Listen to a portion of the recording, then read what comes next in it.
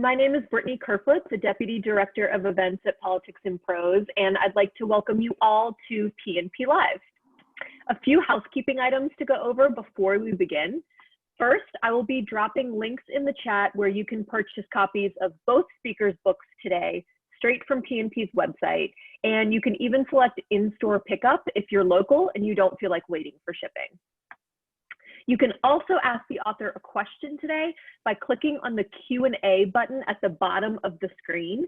And we'll try to address everybody's questions near the end of the program, but if we don't get to your exact question, we apologize. I have a feeling there will be lots of questions today. It is my pleasure to introduce today's speakers.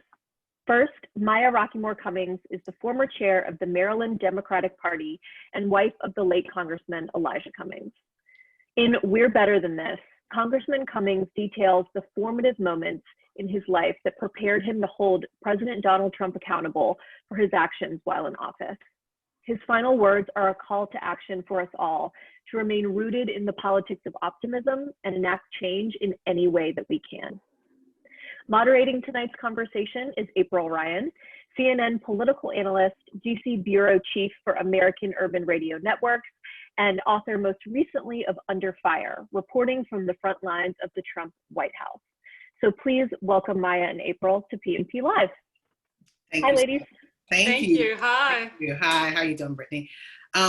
Everyone, thank you for joining. This is going to be an excellent conversation, and we encourage you to come in with questions because this book is powerful. This moment is powerful. We're going to speak to a man who addressed this moment and moments before and beyond. This book, for me, is a tough read. And as you know, I am a kid from Baltimore who grew up to be a woman in Baltimore. And I happen to call this man friend. I knew him before he was a congressman. And I read this book, you see my tabs. It was a tough read because it was his voice, it was him. And we lost him about almost a year ago. But these words and the scenarios and things that have happened, we need to understand. What this book does is take the veil off of Washington, take the veil off the conversations about the city of Baltimore, take the veil off of the hearings and oversight and government reform. And with us today is Dr. Maya Rockeymoore Cummings, the widow of the late Congressman Elijah Cummings. And I can tell you, hello, Dr. Rockeymoore Cummings, how are you? Hi, April. It's a pleasure to be on with you today. It's a pleasure to be with you. And let's just put it out on the table. Transparency is a lot. We know each other. Let's just We know each other. We know each other very well. And I know this couple so well that I know that they have been working for years on a book. And finally, we've got this book. And I know Congressman Cummings was talking to his wife and they were working on his life. And his life is here. It's Baltimore. It's the White House and Donald Trump. It's what the future could look like and be. It's activism. It's power that means service. But I want to talk about the man before we get into his book, We're Better Than This, My Fight for the Future of Our Democracy, Elijah Cummings with James Dale, and the foreword by Nancy Pelosi, Speaker of the House. Maya, before we even get into the meat of the book, we are in a moment in time that's unprecedented. We could never have imagined. We are trying to stave off depression in the midst of a recession. We are dealing with a pandemic, a global pandemic with the confirmed numbers that are unprecedented of deaths. And those who are contracting, and it's affecting communities that look like us. We're also in the midst of a racial reckoning. Your husband was not only a politician who was powerful, but he was also an activist. What would my friend, your late husband, and the friend to All America Global Citizens say about this moment in time we're sitting in? It's the title of the book, that we're better than this, and that we've got to do better and we've got to be better. He would not be surprised by Mitch McConnell and Donald Trump's move with regards to the almost immediate replacement or the attempt to replace Justice Ginsburg. He would not have been surprised at the hypocrisy, because that has become basically part and parcel of the Republican playbook. Basically make the rules as you go along for partisan advantage. And so, Elijah would have been saying that we're better than this. He would have been urging the people of America, as he says in the book, that you've got to be the heroes here. Donald Trump is a corrupt leader, and he has to be defeated. And that is why Elijah, part of the reason why Elijah wrote this book in the final years. He wanted to give his last warning to the American people about the kind of person that we have sitting in the White House and what we need to do to defeat him in this fall election. He viewed this fall election as ground zero in the battle for the future of our democracy. I want to jump forward in the book because I want people to understand how much Elijah Cummings gave his life to this country and to democracy. And, you said that he was working to his very last breath. Let's talk about his health concerns as he started declining, because around impeachment, that's when we knew things were getting worse. Let's talk about that first before we go into the book. Can you tell us about, because you speak very candidly, it's very candid in the book about what his maladies were. It was a several year process. It wasn't, like it just all of a sudden happened. And so, Elijah's, first of all, that his diagnosis of thymic cancer was over 25 years ago. Yes. And that's amazing when you just consider everything that he's done with his time. And he would say to me, he said, April, you just don't know this. He said, I could have died years ago. And that's, I believe, where a lot of that spirituality came from. Absolutely. He was a man of faith. He was a strong-willed man. He was determined to use his time here on earth in an effective and efficient manner. And he just, he wanted to do everything in his power to create change, positive change. He always used to say, this is our watch. And I have a responsibility. He was a man of deep responsibility. He took his job seriously. And so, about 2.5 years before his death, he actually had congestive heart failure, what seemed like. He was very short of breath. His legs started swelling. We went to the doctor and they said that basically he had a malfunctioning aortic heart valve. And so we went to a physician over here at Johns Hopkins University, and it turns out that he is the world's leading expert. And they scheduled Elijah for surgery. Elijah went in, and unfortunately what ended up happening was instead of the 3-day to 4-day hospital visit, it turned into a 3-month hospital stay. Where Elijah had complications from the surgery. Actually, not the surgery was successful, but complications related to his other health conditions. And that period of time ended up taking his ability to walk. But at that time, he was in the hospital, he was getting rehabilitation help, and he was determined to regain his mobility. And so he did regain his mobility and was able to walk out of that hospital and get stronger. However, by December of 2018, January of 2019, things shifted dramatically. He got an infection as a result of, he was susceptible because of the earlier surgery. And the infection went to his knees, interestingly enough. And so the doctors performed 2 surgeries on his kneecap where they were trying to flush out the infection. And unfortunately, that took his mobility. He was never able to walk again after those procedures.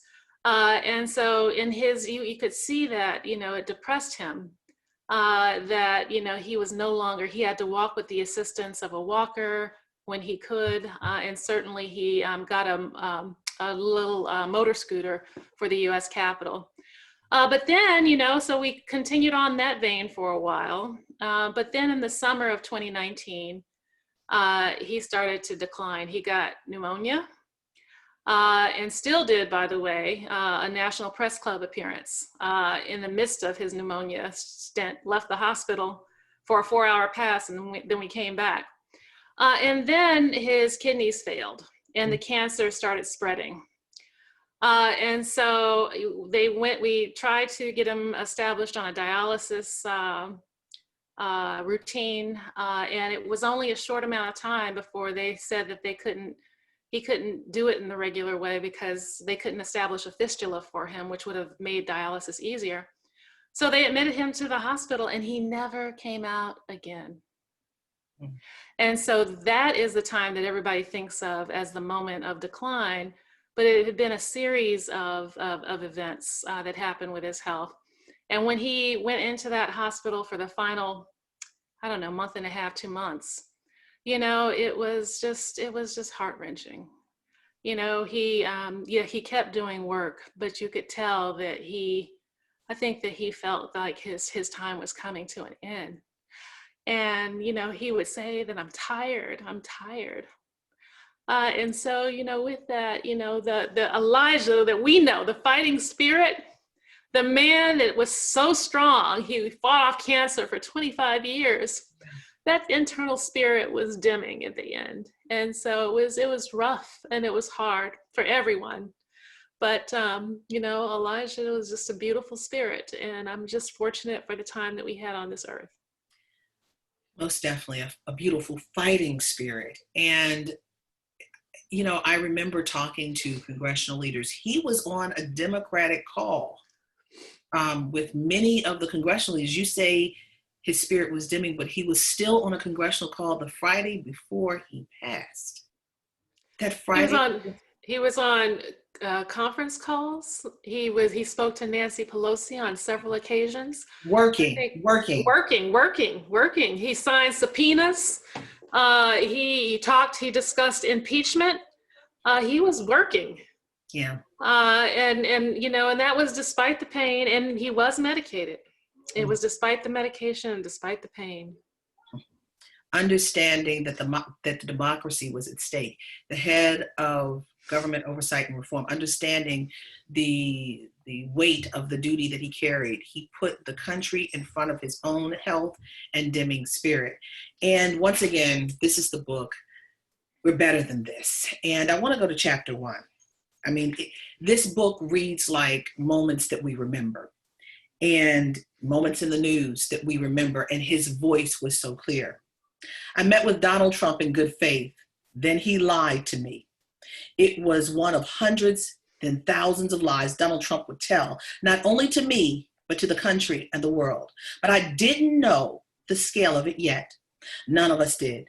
And if anyone had told us, we would have said, that's impossible. He's the president of the United States.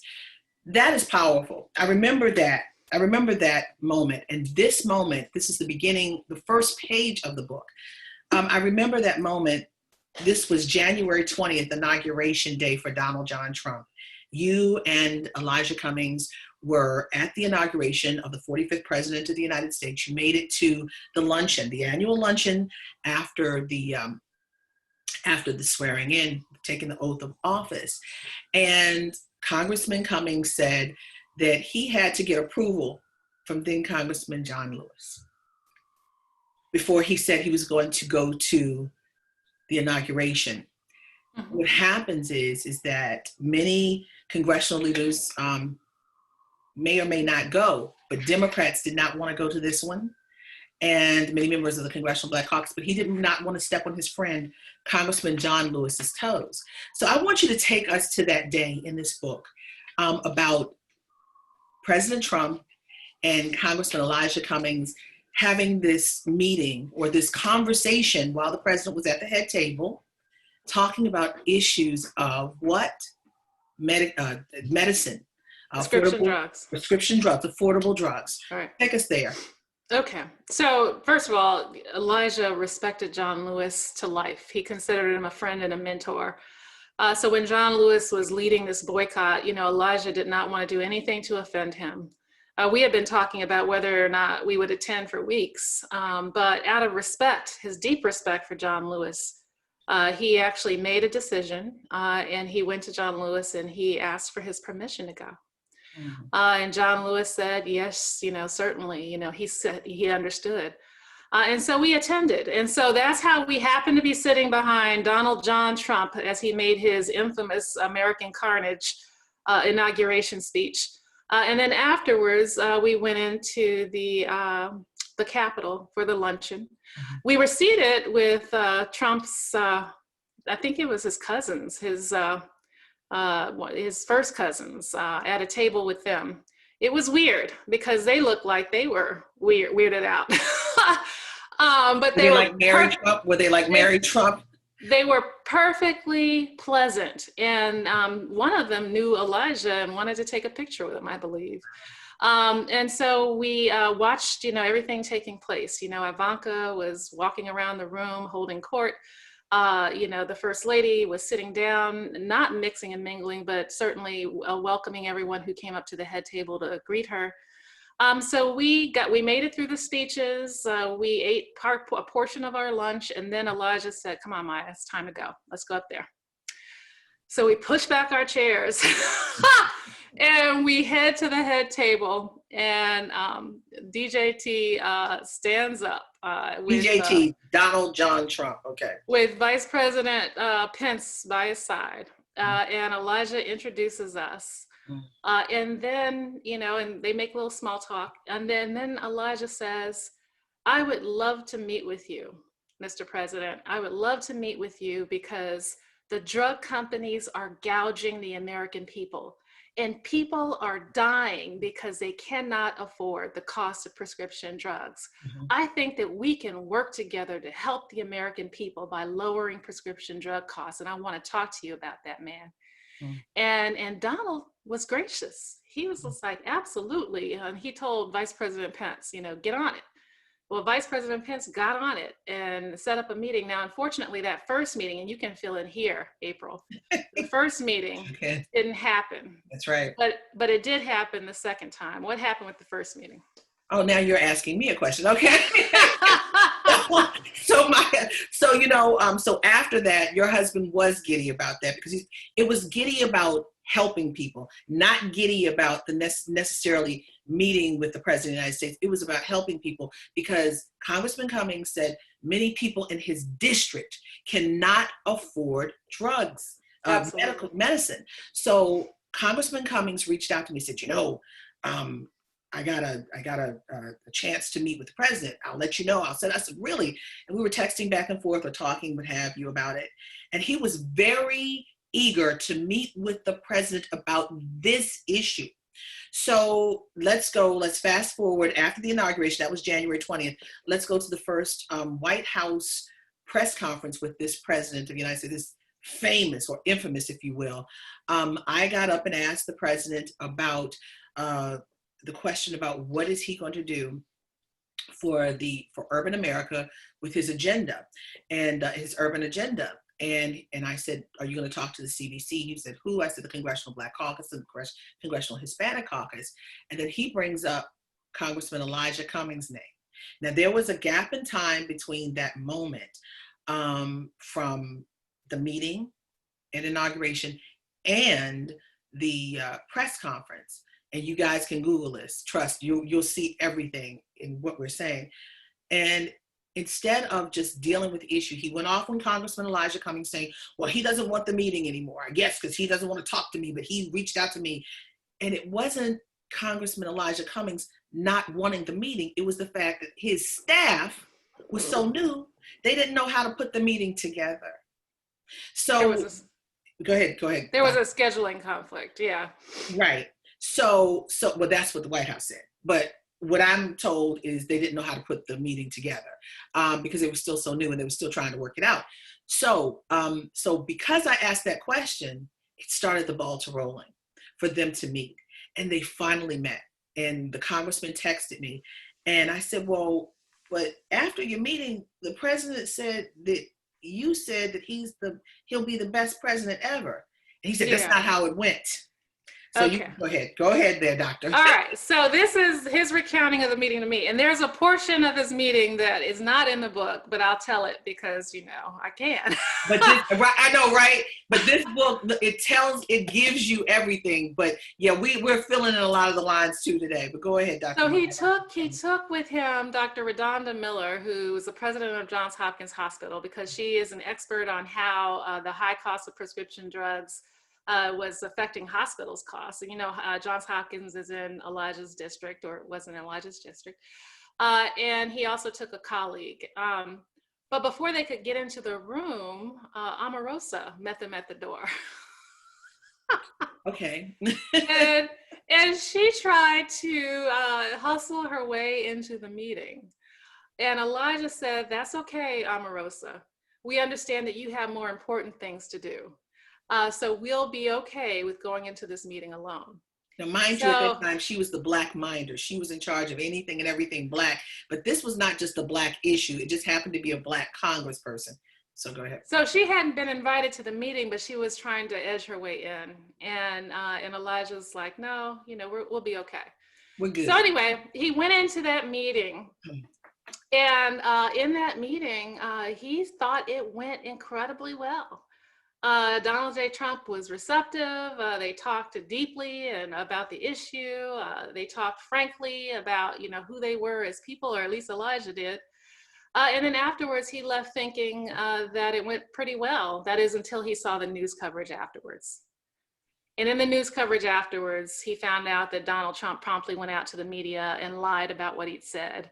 And he lied and said that something to the effect of, Elijah Cummings said that I'll go down in history as the best president ever, which is not what Elijah said. Elijah said that if you serve all the people, you may go down as the best president. And that is, of course, Donald Trump went out and twisted his words in a way, of course, that stroked his ego.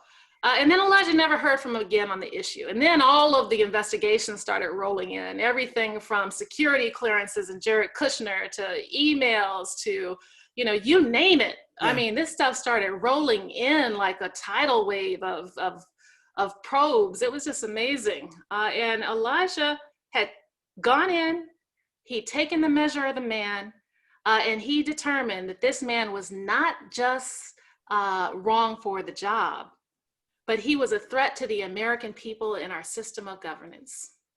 National security, threat to national security, threat to democracy, threat to our very existence. And that's what has been reported by many Democrats. That's what your late husband fought against, the threats from this administration. That's what he held hearings for. And just to add a little bit to this story, so when that happened, they were great in the meeting, but once he left the meeting, and I heard that, and I said, that's not Elijah Cummings. That's not the Elijah Cummings that I know. So I picked up the phone, texted him, and called him, and he gave me a statement saying exactly what you said. So that right there started the friction between President Donald John Trump and Elijah Cummings, because you cannot go against the president's words.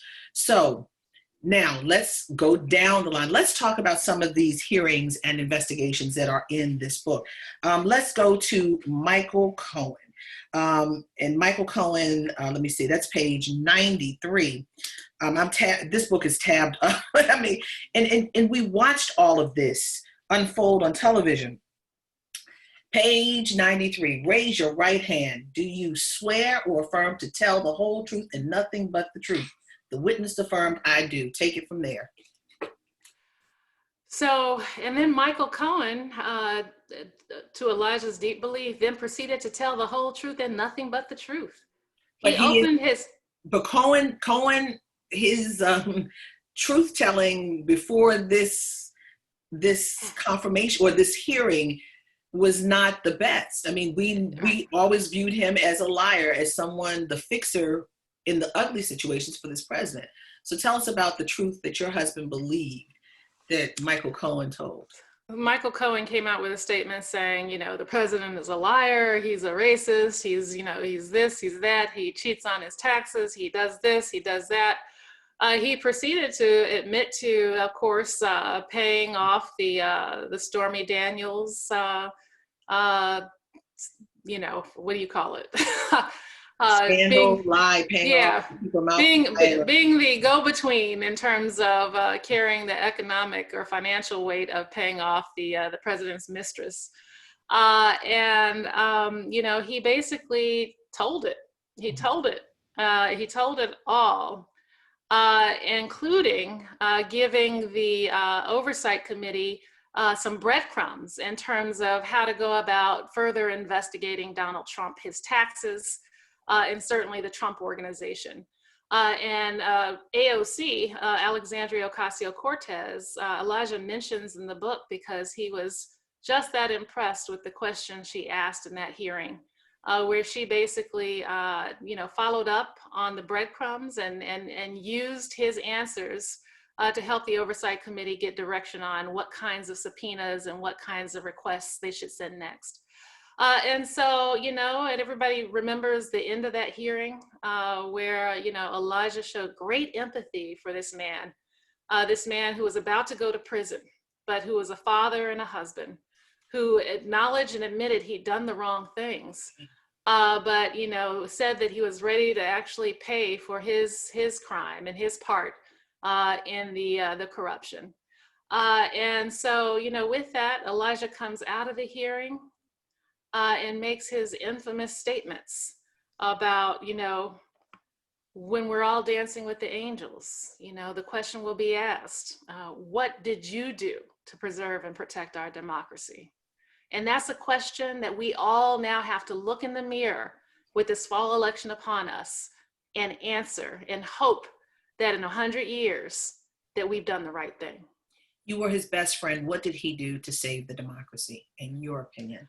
To me, Elijah was like the Dutch boy with his finger in the dike.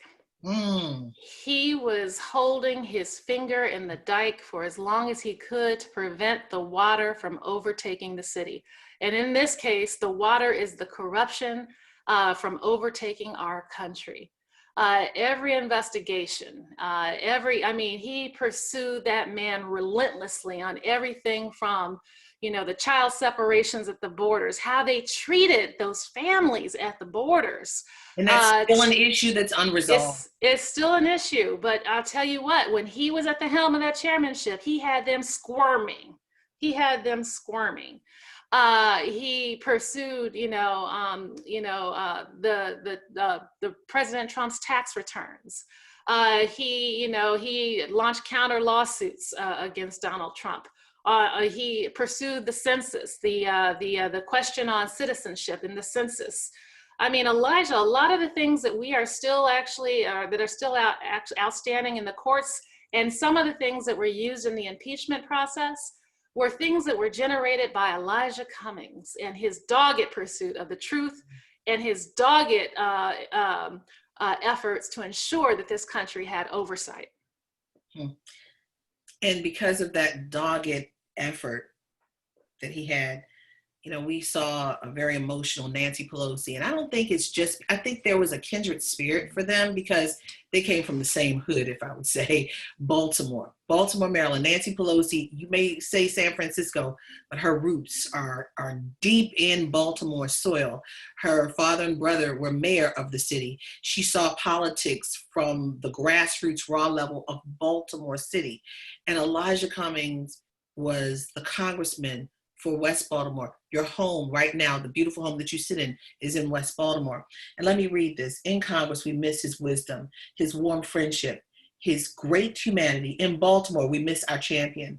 God truly blessed the United States with the life and leadership of Elijah Cummings. What a blessing that with this wonderful book, Generations of Americans, our living messengers to the future, will now be able to read his words and learn from his beautiful life.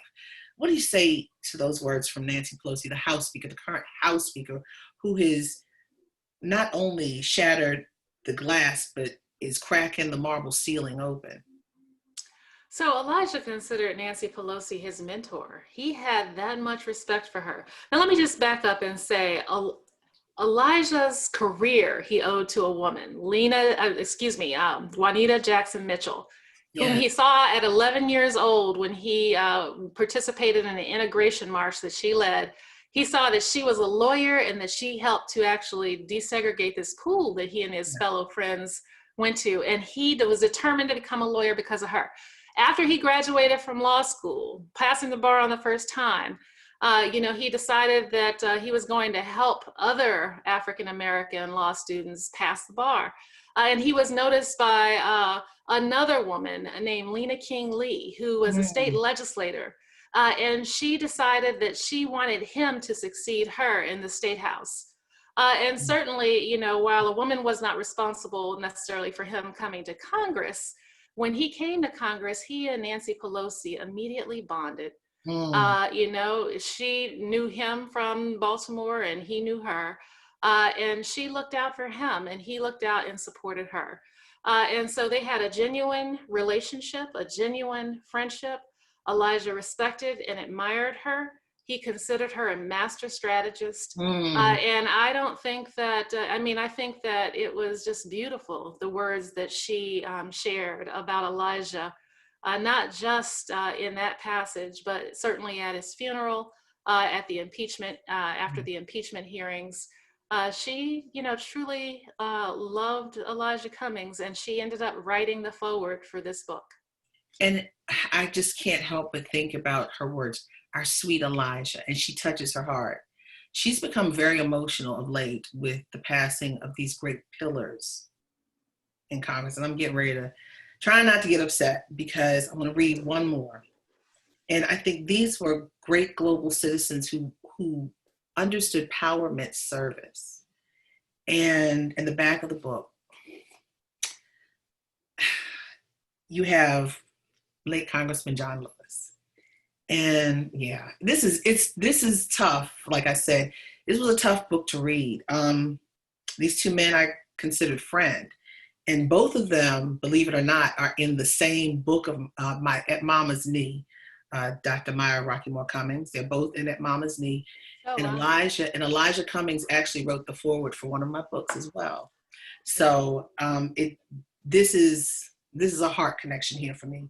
Now, from late Representative John Lewis, there was no greater friend to the poor, to the lost, to the left out, and to the left behind. If you want to understand this great man, read his historic important book and learn the lessons and values from his moral voice crying in the wilderness on behalf of our American democracy. Yeah, isn't that powerful? And he wrote that knowing he was about to die. And so he, just tremendous men. I worked for the House Ways and Means Committee, one of my first jobs on Capitol Hill. And so, of course, John Lewis was on that committee, so I got to know him too. And they were just beautiful and decent, kind human beings who cared not a whit about personal gain. This was truly about service. It was truly about how they could use their lives to make a difference and to make life better for other people. Yeah. And so for Elijah, he did that. For years, he would give you the shirt off his back. He would give you his last $10. If you asked for it, he was going to give it. And Elijah was a deeply empathetic man who really connected with his constituents, and they loved him too. Deeply empathetic, deeply spiritual man. You guys, what time was the church service? You go to the 9 o'clock church service, right? We go to the 7:15 service. 7:15, yeah. You go to church, praise the Lord, and then the next thing, he's out doing his business. And it's so interesting. One of his best friends is the pastor of the church that he attended, Bishop Walter Scott Thomas, that was a tough one for him when he lost his friend Elijah Cummings. Absolutely. And just to share some things, Elijah Cummings he saw the spirit in everything. I remember after you guys saw The Lion King, he was like, listen to the music, I was like, okay. He played that soundtrack from The Lion King over and over and over and over again. Actually, Lawrence Fishburne, who ends up doing the audio voice for Elijah in the audiobook, asked me 2 questions. He said, was Elijah left-handed or right-handed? And then he asked me what his favorite songs were. And so I sent one of the songs from The Lion King to him. It's the truth. I mean, he was breaking it down. He could make a sermon off of that song from The Lion King. Yeah. I was like, and after he told, and it's crazy, after he said it, I had the soundtrack, and I was like, yes. I was like, almost every song, Shadowed Land, He Lives in You, all of that. He lives in you. He lives in me. He watches over everything we see. That's into right. the water, into the truth. God, in your reflection, he lives in you. This is what your husband did to me. So you see, it's real.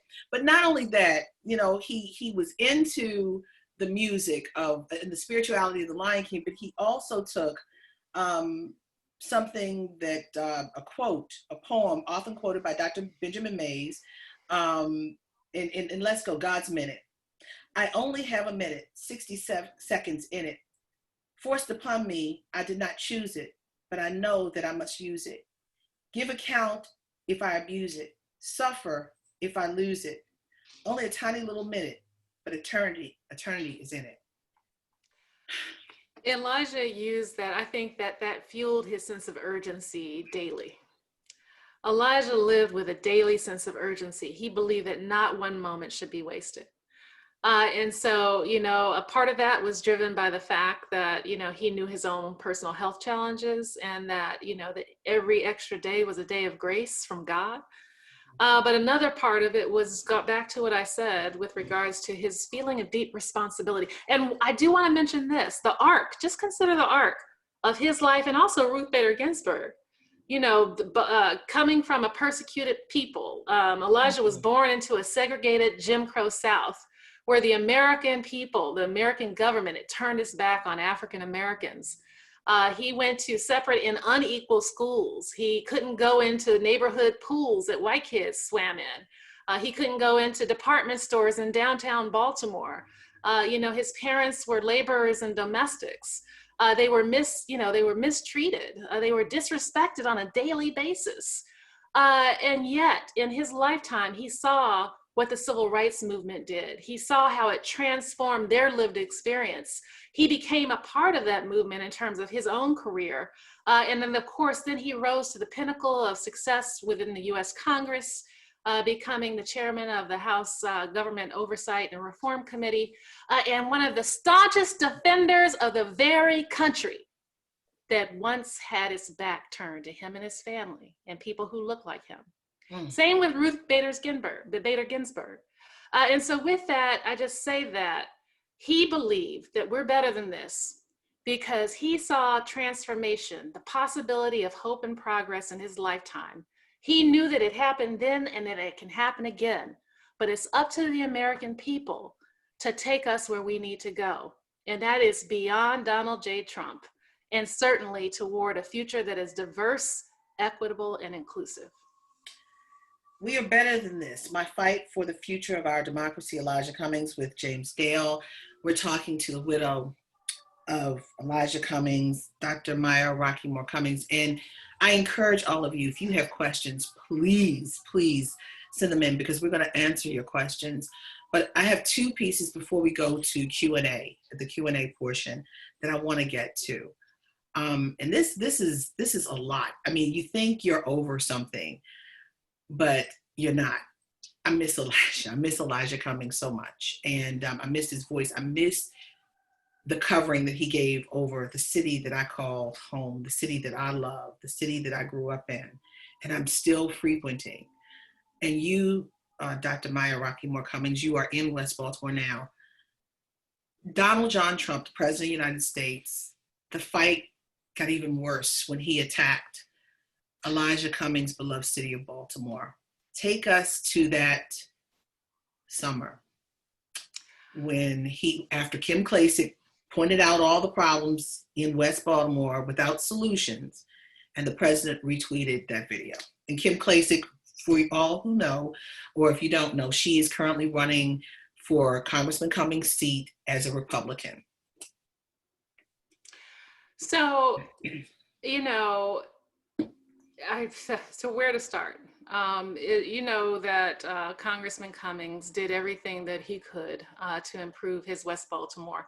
if we were driving down the street and he saw a pile of trash, he would immediately get on the phone with his team to ask them to have it removed immediately. And I saw him do this on more than one occasion and he wasn't the mayor. He wasn't a city council member. He wasn't a part of, any kind of state or local government when he was doing this. He was a part of the federal government, but still viewed it as his responsibility. Mm-hmm. That being said, for us, the horror of that moment actually started hours before Donald Trump started tweeting. It started early, about 2:30 a.m. on the early morning that Donald Trump started tweeting. And we had, for the first time in the history of my experience here in Baltimore, a quote unquote break-in. I was, of course, remember, Elijah by this time couldn't get upstairs. So he had a medical bed actually right here behind me. Wow. And I was upstairs.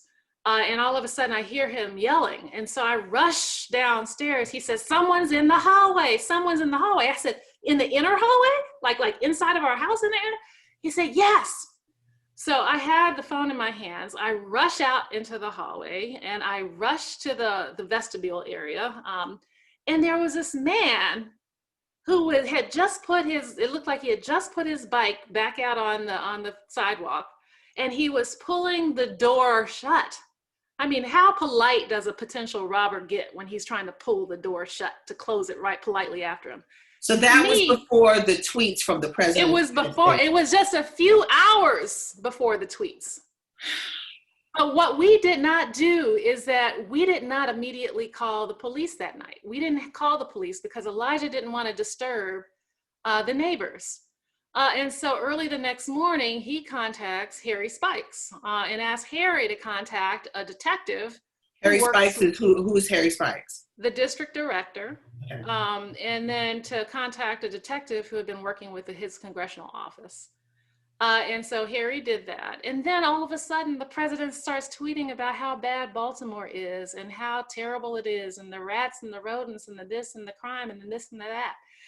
And so in retrospect, we felt like it was all a setup.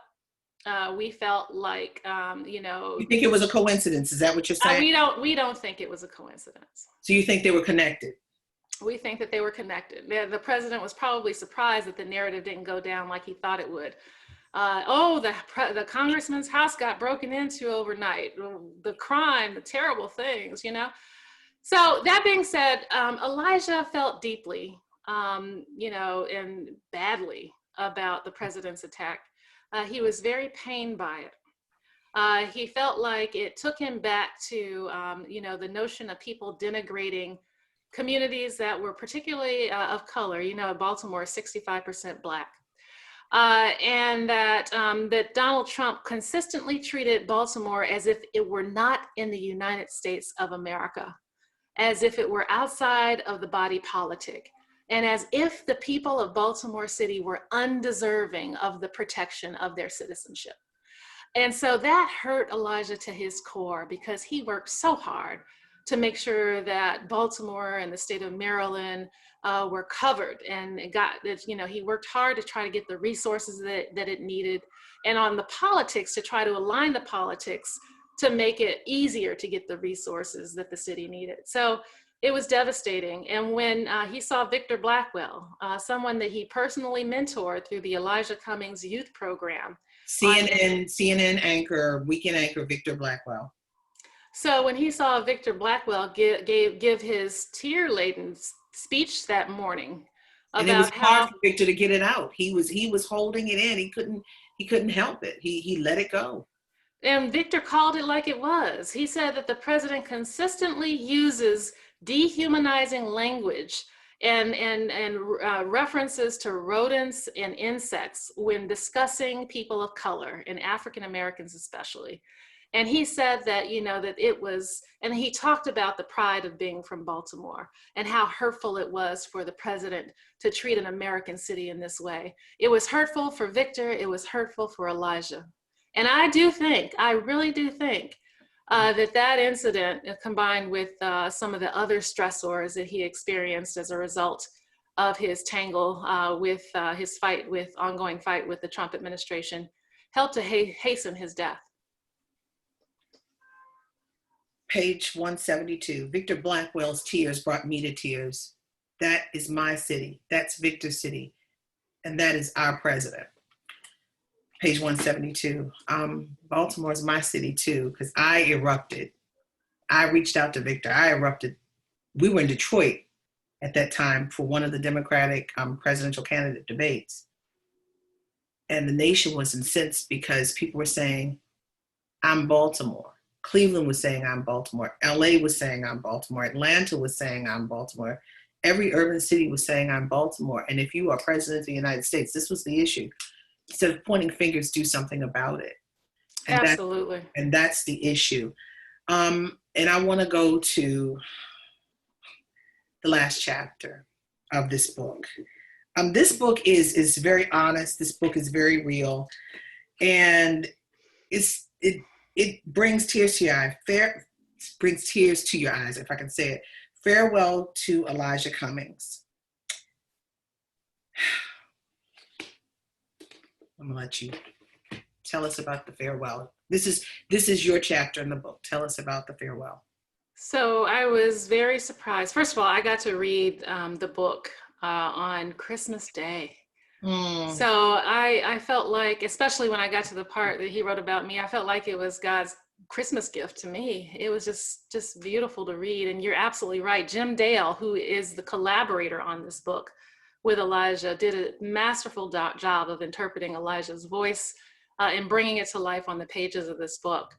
But several months later, the publisher asked me to actually do the afterword, the last chapter, to talk about what happened in his final days and what happened since his death in the publication of the book. And so it was my opportunity to share how Elijah and I met. Certainly the twists and turns with his health in the final couple of years of his life. And certainly, what the final moments of his life were like. And it was tough. For me, I wrote that, early in 2020. And I didn't revisit it until they asked me to read my afterword for the audiobook. And I broke down crying several times. It was hard. It was hard. Well, after talking to you, I'm going to tell you, when I get quiet, I'm probably just going to start crying, because there is a great loss with Congressman Cummings. The morning that, and I'm just going to say this and we're going to go to questions. I've been praying for Elijah. We hadn't been communicating, and, I didn't realize the depths of it, but I gave the privacy that, I knew that he deserved. Without going into anything, asking anything. But the morning that I saw it on CNN, they reached out to me and said, April, and I saw it, and I started screaming, and I cried, and I couldn't control it, because we lost a champion for us. They don't make a lot of people like this.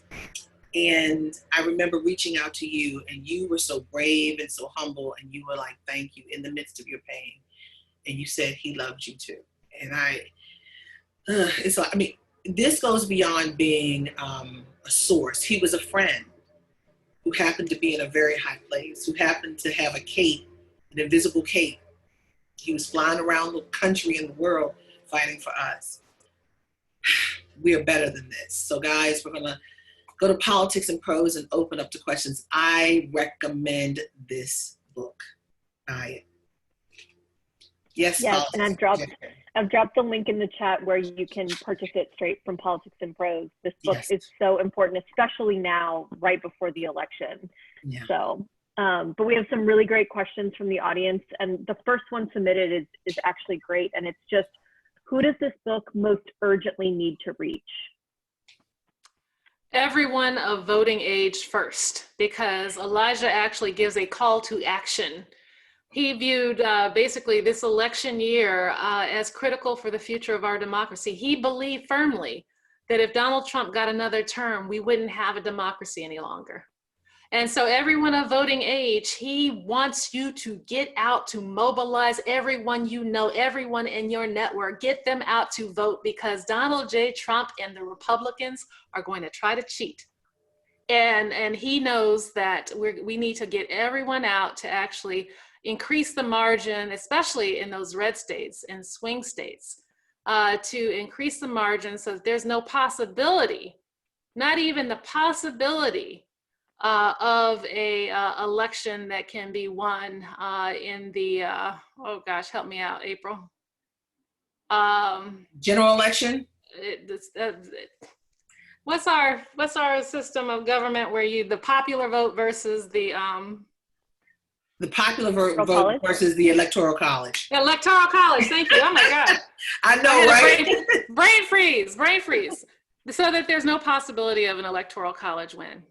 And he viewed that, he was asking the American people to rise above partisanship. This is not about partisanship. He showed you through his actions that he was willing to rise above partisanship and reach out to try to work with the president. It wasn't about partisanship. It's literally about the future of our democracy and whether or not our children will have a fighting chance. And he called Mark Meadows, the Republican current chief of staff at the White House, his best friend. Republican and Democrat. That was his best friend. That's right. And for all of those, if you're able to vote, you can literally just go to vote.org if you're not sure if you're registered or you don't know. If you need any kind of information, it's just vote.org, super easy to remember, and you can register there if you're not already. And Brittany, let me just say this. A second audience is that he wanted young people to be inspired. Elijah was born into segregation as a Black child who was marginalized. He was labeled special ed.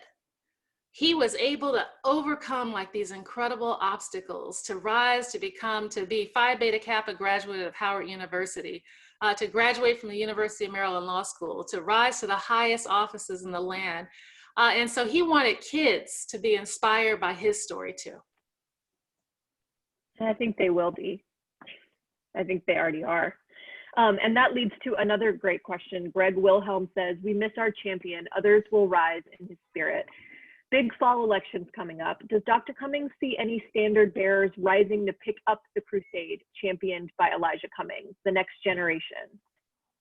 So let me just say that he felt like the American people needed to be the heroes in this story, in this election cycle.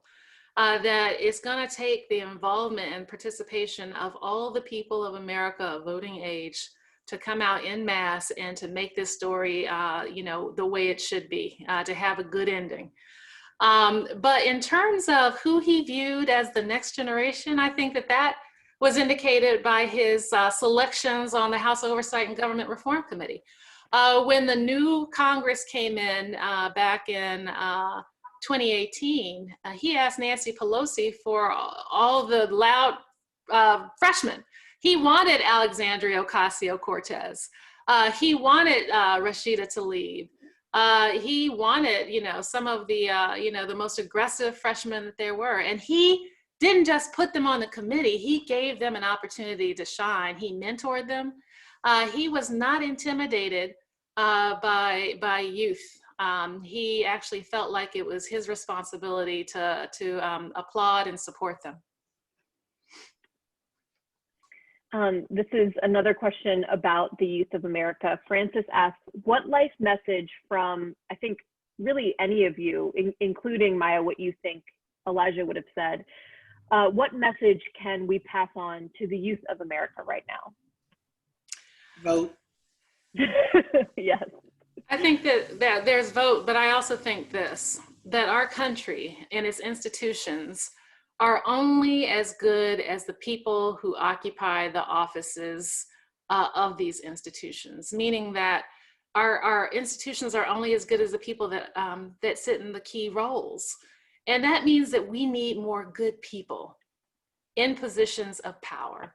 And that means that nobody has the luxury of being an armchair citizen, that we have to get out and we have to inspire and encourage people to actually run for office, inspire and encourage good people to take these positions and do the right thing and not for your personal gain, not for your perception of power, not for your ego, Donald Trump, but actually for the country, for your state, right. for your community, for your school system, whatever level of government. We need good people. And so I think that that is a message that's a takeaway. Someone asks, can you speak about Representative Cummings' support of you, your career, your political aspirations? Can you speak about your partnership as policymakers in fighting against oppression and the exploitation of people of color? Before Yeah, Dr. Maya Rockeymoore Cummings speaks, I want to say something. He used to brag on her so much. He used to talk, oh yes, you need to talk to her because she is this, she's ranked number this, and this, in issues of this. He bragged on her so much. So if I can give you anything, and I think I told you this right after his passing, but he bragged on you and he loved you so much. And you would see them together at church, you would see them together everywhere. He loved her. He not just loved her emotionally, but he loved her mind. He loved her work. He loved her total being and being. and I loved him. It was just, I loved him to life, as he said, not to death, to life. He was just a beautiful man, and he sold himself to me as a feminist. Well, when we first started dating, he told me that I reminded him of his mother, who was tall in stature like me. But he also said that, he grew up with a mother who was a preacher, and with a father that supported his mother being a preacher. And so he wasn't intimidated by strong women. In fact, he gravitated towards them. With that, I love my husband. He supported me. Everything that I was doing with my organization, he would come out for. He talked me up to people like April and others. He was truly a partner. And so we talked about the issues on a daily basis. He would call me asking for advice, and I would call him asking for advice. One of the earliest memories that I have of our partnership we weren't even married, but he was a chairman of the Congressional Black Caucus at the time. I'm a graduate of Prairie View A&M University in Texas, which is a historically Black college. It's smack dab in the middle of a very red county. And so they continuously have challenges with voter suppression. So when he became chairman of the Congressional Black Caucus, there was an incident, and this was during George W. Bush's term, where basically the red leadership of the county that Prairie View is in tried to suppress the vote of the students. I contacted him. He appealed to the George W. Bush Justice Department to intercede, and they did. And so with that, that was just part and parcel of a number. Elijah got into the whole thing of, when Diamante Driver died. He was a young man, just 12 years old, I believe, out of Maryland, who did not have dental care. And he had a tooth abscess. And it became infected, and the infection went to his brain. I read the story in the Washington Post. Elijah was sitting right beside me, and I'm just crying. You've got to read this story. This is just terrible. Elijah took it up, personally took it up.